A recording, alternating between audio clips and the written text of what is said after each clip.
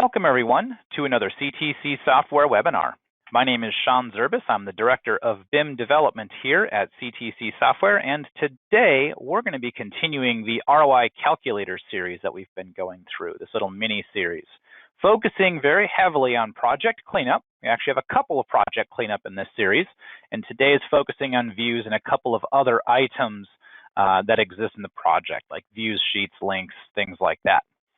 Now, if you're catching us on the recording on YouTube, we always encourage you to like and subscribe if you like this content. If you're watching us live, we also always encourage you to ask questions while we're going through this content, because we try to answer those live throughout the webinar. We also save a large QA session for the end in case there's questions that don't fit well into the main format. So without further ado, let's jump right in. Let's take a look at today's topic. So in previous webinars, we've been talking about, discussing, demonstrating this powerful tool on our website that really helps you understand the potential for further automation. It's the ROI Calculator. And the goal is to ultimately help you realize your return on investment in purchasing these tools and implementing them. Return on investment is ROI, right? So in this webinar, we're going to talk about a tool that is purposefully built for those of you in BIM management. We understand that we all in BIM management face a lot of kind of different pulls from the industry we're in. We have the pull to fix family content, the pull to maintain project files, the pull to help set up project files. Our roles are so diverse and our obligations so big, and often we don't have enough time to do all of this. And in a lot of cases, we also have to be productive on projects. And so we really need to have a tool to help us focus on exactly what we need to do, what we need to achieve, because avoiding some of those tasks can actually cause us more problems. It can be a paradox, because if we don't invest time in model repair and invest time in maintaining projects, oftentimes these projects get out of control, and then they require even more time and more intense efforts on in the future. So here's the deal. In today's webinar, I'm going to show you a tool that has been purposefully built to help you with some of this BIM management tasks.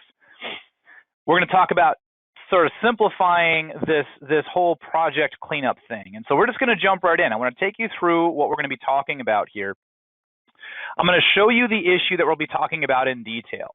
I'm going to outline the steps for manual workflow, but I'm also going to demonstrate an automated, sort of much more automatic, easier, more streamlined workflow that you can use. And then we'll talk about a few next steps that you can leverage to implement this workflow in your practice. And in fact, with today's tool, it's going to be very obvious when I demonstrate the tool exactly how you can make this repetitive for yourself.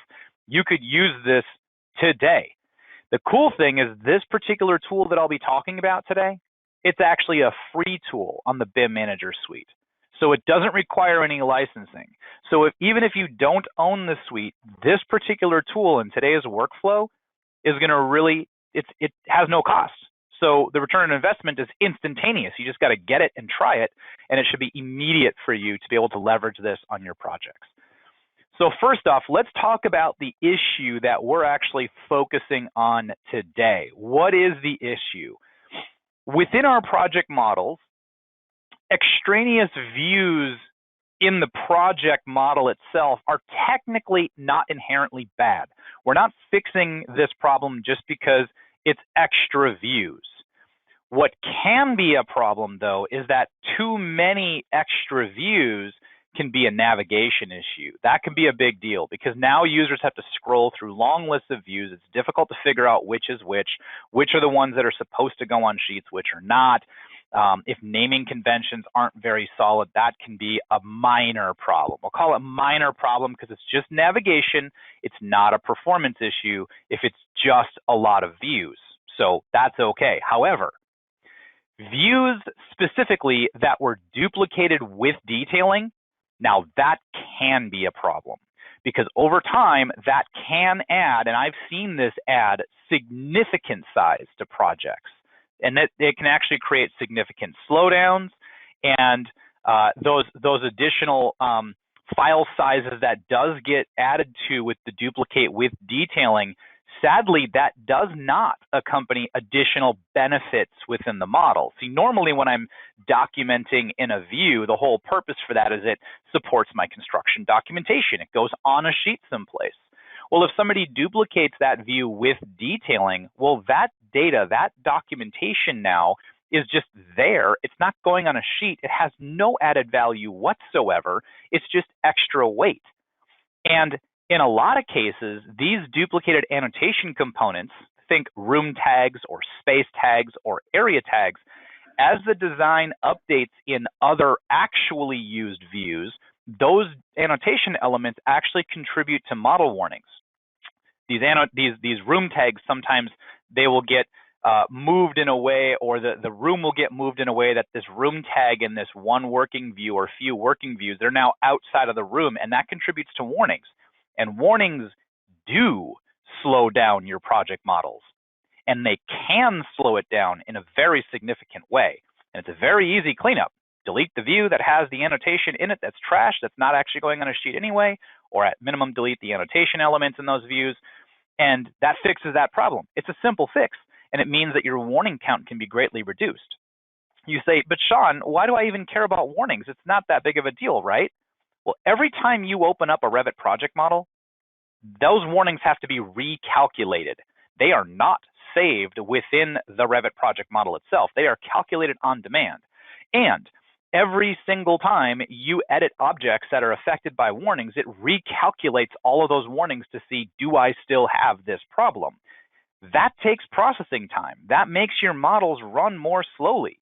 Every time you go to print, all the views that are there, they all get recalculated to see, are there warnings that are problematic here?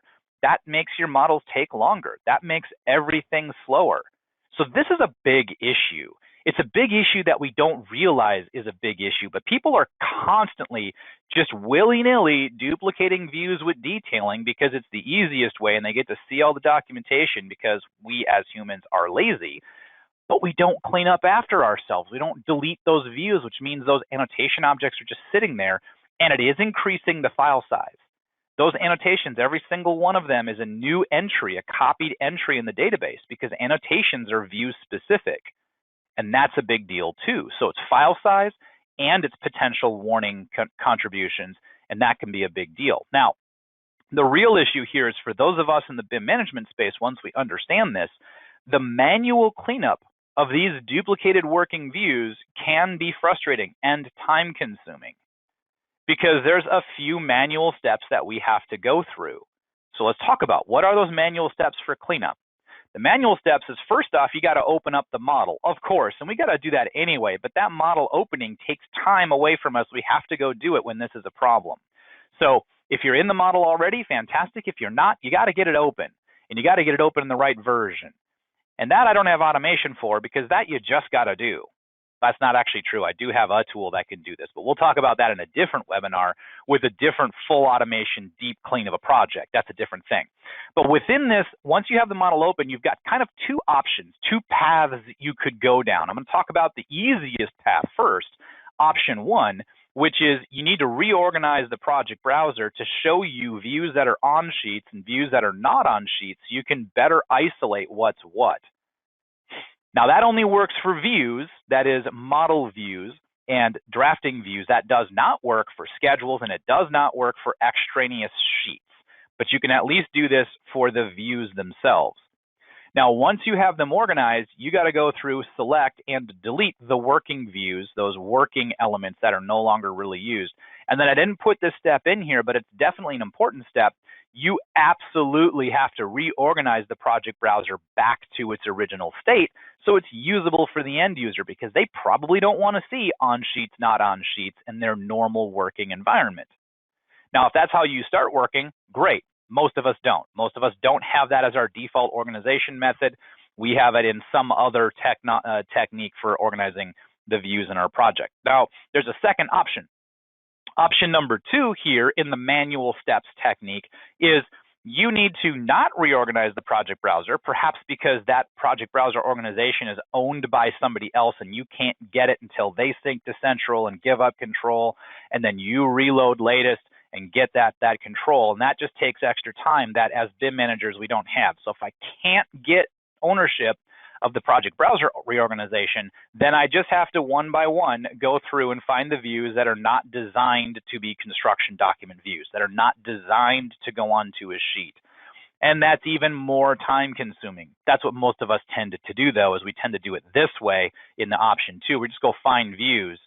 And that again is if the reorganization is not available. But then we have to still select and delete these extraneous working views. Now, we don't have to reset the project browser back to its original state because we never changed it, but this takes a lot of time parsing through these projects. And I know many of us, we have thousands of views, multiple thousands of views for floor plans and sections that are just working sections and working elevations and 3D views and just all this trash that's in our project that takes up space, that confuses the model and doesn't really contribute to a good, well-organized project browser.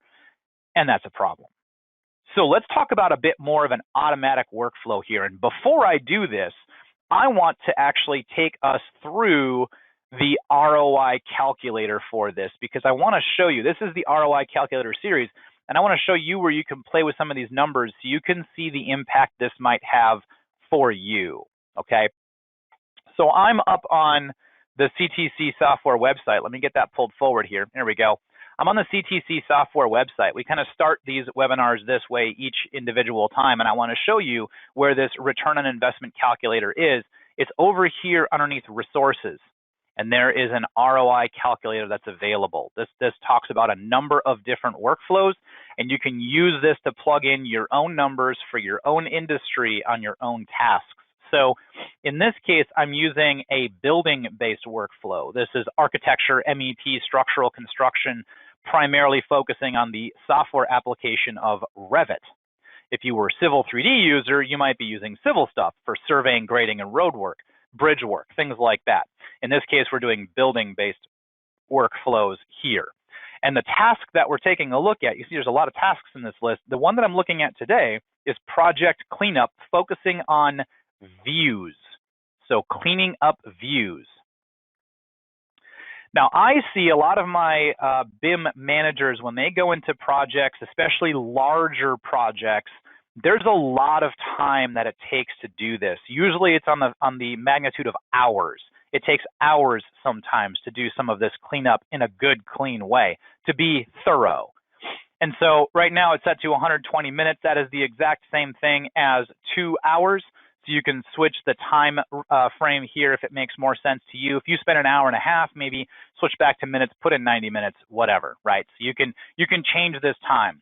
You also can choose how many projects you have to do this per year.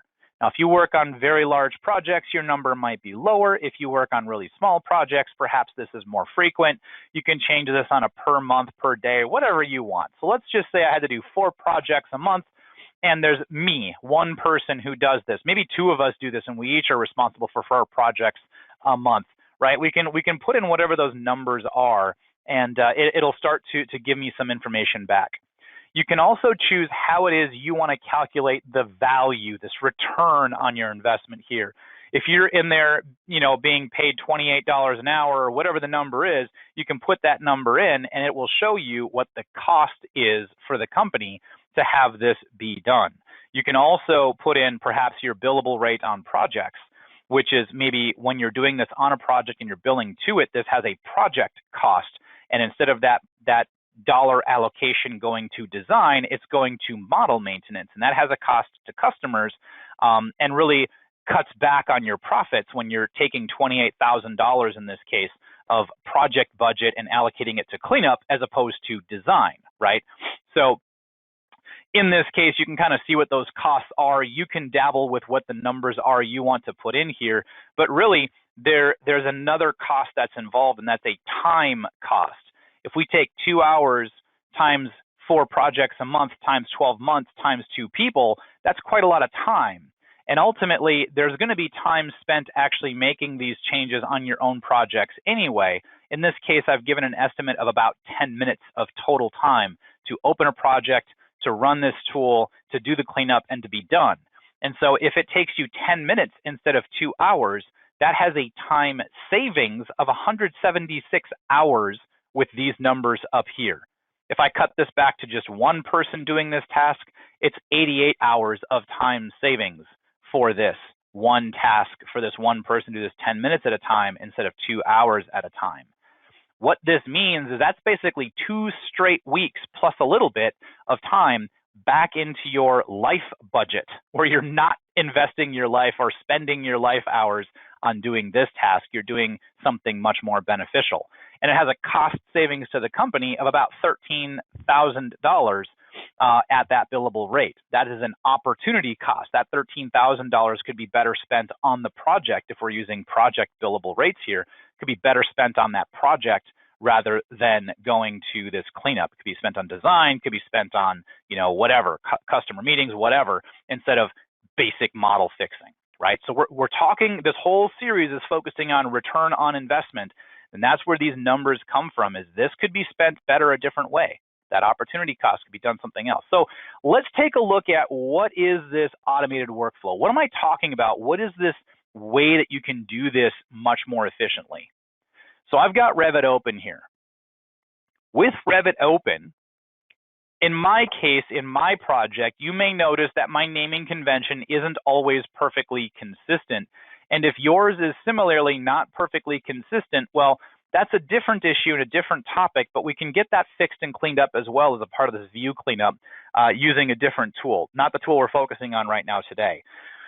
The tool I'm focusing on is, let's clean up the trash, these delete me views, these working views that exist. Now, I've got my project browser organized in a fairly clean way to find these working views and clean them up. Most of us don't have that necessarily in our project browsers. So let's find a really easy way to figure out what views are actively used in my construction documents and which are not. So I'm going to go to the CTC Management tab here. And from the CTC BIM Manager suite, I'm going to leverage this light colored tool, this PC, Project Cleaner tool right here, which allows me to rapidly find and delete views and sheets and schedules and links out of my project that don't belong, that are just sitting there doing nothing beneficial for me. So let's go find this out. Right now it's loading up.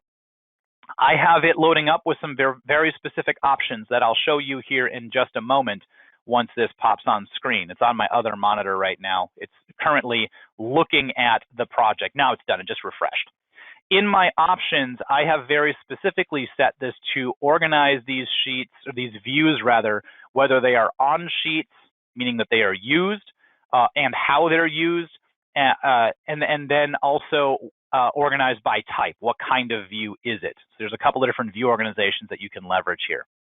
I also have my sheets set up to organize as well.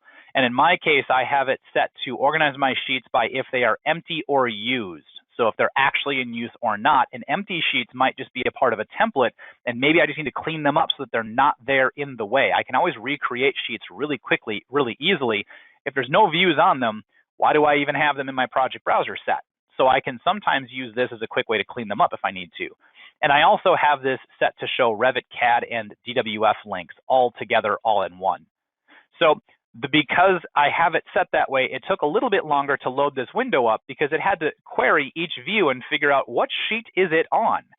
And also, is it perhaps a master view that has dependents that are on a sheet someplace? And so it'll actually organize those specifically in the project browser in that way. See, if I go into the project browser organization and I say it's on a sheet or not on a sheet, it won't necessarily know if this is a master with dependents on a sheet, and it might filter them out and I might accidentally delete it, but its dependents are actually what's on a sheet. So this way I can identify this really quickly. But all of these views here that are listed as not on a sheet or not in a sheet, every one of these really technically isn't necessary, right? There's rendering views that are saved directly into my project. There's a bunch of floor plans, and maybe some of these I want to keep because they will be construction documents. They just haven't been placed on sheets yet. And maybe some of these are views that I typically will have by default that are available for export. Maybe I want to keep those. But if my naming conventions are good and clean, I can very quickly find what views those happen to be. And I can pretty well know exactly where they belong. See, these renderings were rendered directly to the project. They're just unnecessarily increasing file size to have an image saved into my Revit project model, not linked out anywhere, it's just live in my project model. I always get rid of those. There's working sections out here. Some of them are labeled as such, some of them are not. Some of them are just named and numbered, but they're not on sheets. I can pretty safely go through and get rid of a lot of this stuff. My ceiling plans, most of these, I probably want to keep some of them, but most of them are probably just going to go away. So I have the ability to very quickly run through here and select a bunch of junk, a bunch of garbage, and just get rid of it. And then maybe I want to just grab all of the stuff that's not on a sheet and then deselect anything that I want to keep. So maybe these Navis settings here in my export view, that's about all I really want to keep from that.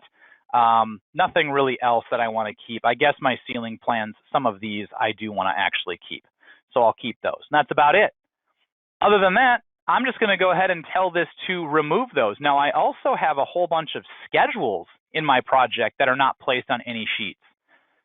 So there's a whole bunch of data in those schedules, but that's okay because these schedules, really all they are is another view of my model. And I could always use a tool like the CMS to bring additional views or additional schedules back into my project. So if they're not on a sheet, I can clean up that whole part of my project browser if I really need to.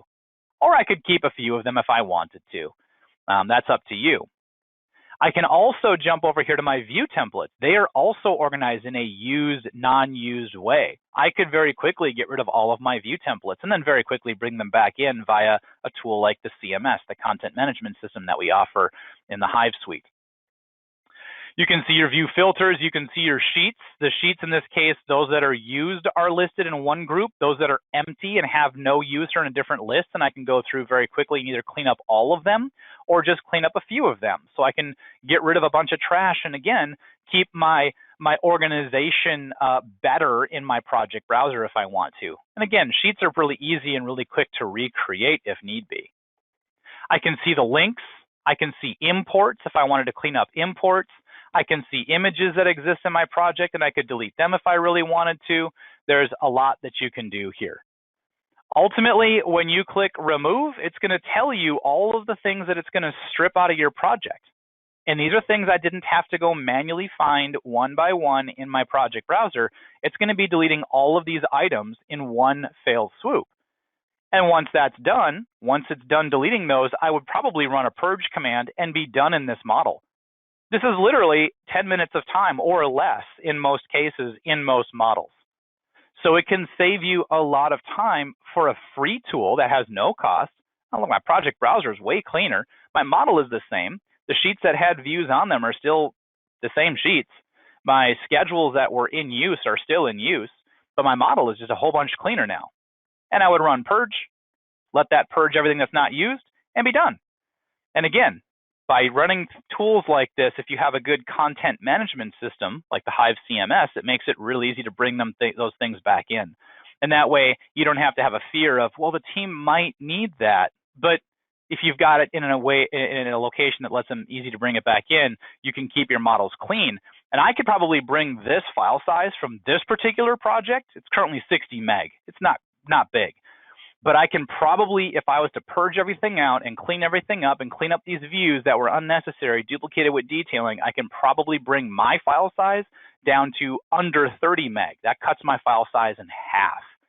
I see a lot of customer projects where you can cut the file size down by 50%, sometimes down by 75%, and it can be a quarter of the size that it used to be. That means that now projects open faster, navigate faster, print faster, users can more easily navigate. So all around, there's production boosts for this entire project. Everything is cleaner and less error prone. And I've probably reduced my warnings count by a significant amount as well by doing these tasks. So this can be a first step, quick, really easy way to clean up your projects. And it doesn't take hours. It takes a couple of minutes. It's really fast.